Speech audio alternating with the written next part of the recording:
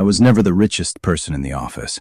I was simply a regular worker earning a regular salary. But from the beginning, I understood one important truth.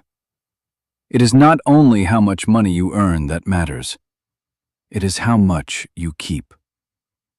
Every payday, I followed the same rule. Before buying anything, I saved most of my salary. I paid for my basic needs and allowed myself to spend only 10% on things I wanted. I brought food from home instead of eating at expensive restaurants. I used the same phone for years. I wore clean, simple clothes and never bought something just to impress people. My coworkers laughed at me. They called me cheap and told me I was wasting my youth. They showed me their new phones, expensive clothes, and photos from parties. I only smiled. I did not need to prove anything. Every weekend, they went to expensive clubs and spent money like tomorrow would never come. They lived loudly, while I continued living quietly. Month after month, my savings slowly grew. It was not exciting, and nobody applauded me. But every dollar I saved gave me something more valuable than attention. It gave me peace. Then one day, everything changed. The company began struggling, overtime disappeared, and salaries were delayed. Some workers even lost their jobs.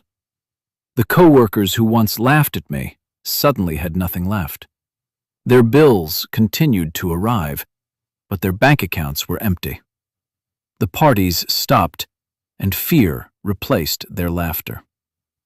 One evening, my phone rang. It was one of the coworkers who had laughed at me. His voice was quiet now. He told me he had no money for rent and asked if I could help him. I could have laughed at him.